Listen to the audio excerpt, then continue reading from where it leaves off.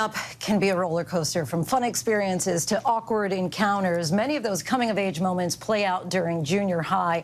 Our next guests, iconic indie pop duo Tegan and Sara Quinn, candidly share their own experiences, reliving them in a semi-autobiographical book, Junior High. The graphic novel explores everything from music, sisterhood, and also coming out. Tegan and Sara, kind enough to join us in studio tonight. Welcome to the show. Thank you. So you all started out with your first memoir, 2019, about high school that had tremendous success, ended up becoming a TV show. What made you decide, you know, we're going to peel back the onion a little deeper and go back to junior high? We just hadn't done enough trauma dumping, I guess. Self-reflection.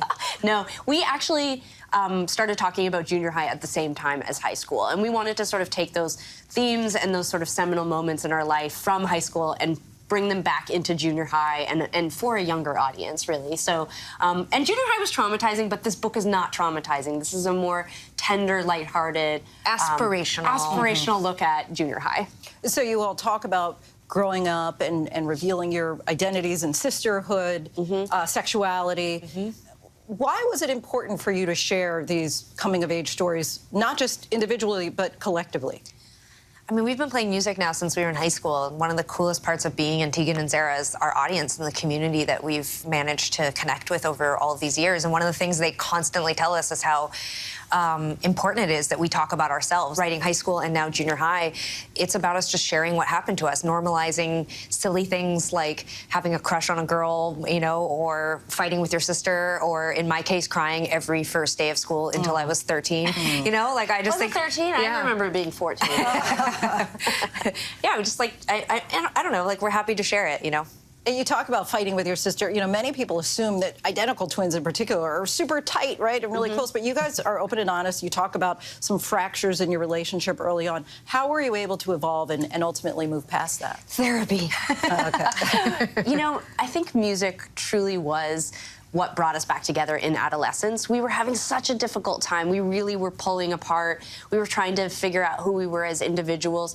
And then we started playing music, and it was this really wonderful, safe way to be in a room with each other and not be fighting over clothes or the telephone or whatever nonsense we were fighting over. So in some ways, music, and then therapy when we were adults.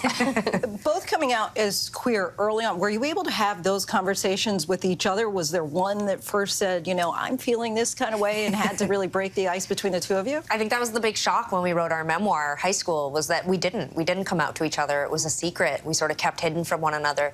What's amazing about junior high is we were able to, you know, fictionalize parts of our story. And so in junior high, young Tegan and Sara get to talk about their feelings in a way that we didn't. We are in our 40s, but we have been in the music industry for 25 years, which I think keeps us really young and connected to a younger audience. You know, this book specifically was written for more of a junior high audience. You know, we wanted to make a story that felt approachable and safe, while also pushing some of those boundaries of things that happen at that age. You also have a mean girl character, of course. Every junior high school book needs to have that. Talk about bullying when you were growing up. I mean, it was so different because we grew up in the 90s, so there weren't cell phones, so it was sort of... It was undocumented. It was undocumented, yes, a very good way to put it. The kind of bullying that we dealt with was minimal compared to many people, but it was still important to put in the story. I think Sara and I, we really struggled because we were total tomboys. We were queer when we were, you know, that age. We already knew we were different. Our goal was to not re-traumatize people reading the book, but to kind of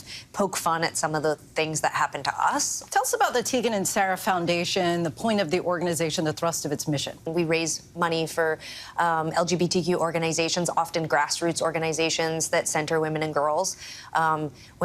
Organizations that center women and girls tend to make half as much in terms of fundraising as men organizations. So our goal is just to try to fund those that don't get funded. Lots of grassroots organizations around the country. One of our biggest programs is LGBTQ summer camps. We send kids to over, I think, almost 30 camps now. So LGBTQ kids who've never met other kids like them, who've never been to a space with tons of kids like themselves, we send them to summer camp every year. So it's been an amazing experience. I mean, it's so cliche to say that, like, giving back feels good, but it really does. Look at those smiles. Yeah. All right, Tegan and Sara Quinn, we thank you so much for joining us. Want to let our viewers know their new book, Junior High, is now available wherever books are sold. Hi, everyone. George Stephanopoulos here. Thanks for checking out the ABC News YouTube channel. If you'd like to get more videos, show highlights, and watch live event coverage, click on the right over here to subscribe to our channel. And don't forget to download the ABC News app for breaking news alerts. Thanks for watching.